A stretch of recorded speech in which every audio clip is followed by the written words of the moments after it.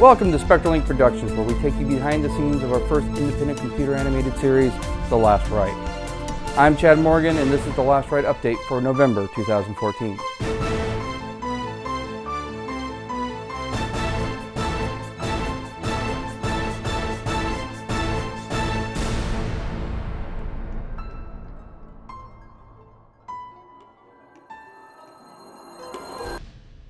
This month, more cloth and hair sim. We've moved on to the next shot group and finished the second half of the hair and cloth simulation we need for the first scene. We've sent a couple more shots to render, and we've been working on the set for the next sequences of shots. Next month, more cloth and hair sim.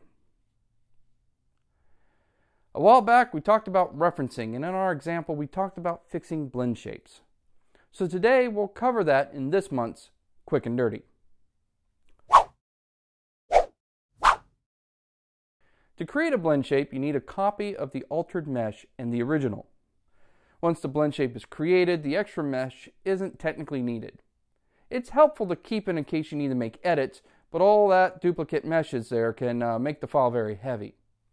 At Spectral Inc., what we do is we keep all that in a separate file, then delete all those target shapes and save out the file as a lighter file that we can then animate on. What happens if you don't have the original shapes, as was the case with Bethany's face shapes that we imported from Softimage? Good news, we have a solution. Go to the blend shape node and turn that value on.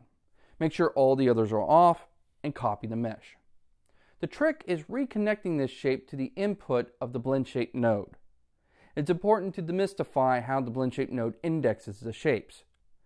The numbers at first make no sense until you look at this formula.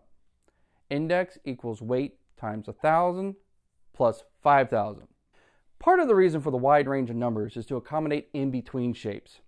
If the value was meant to be on at 100%, the value would be 6,000, while an in-between shape that was supposed to be on at about 50% would be 5,500.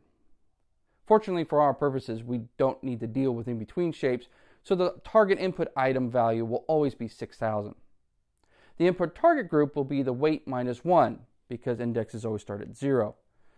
So if you duplicated the mesh at weight 17, you would then connect the blend shapes world mesh to the blend shapes input target 0, input target group 16, input target item 6,000, input geom target. Once they are connected, you can edit the mesh and the blend shape will update. So that's it for this month. Catch us next month for more updates of The Last Rite. Here's a sneak peek.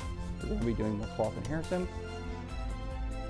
But be warned, in the world of The Last Rite, some secrets were never meant to be found.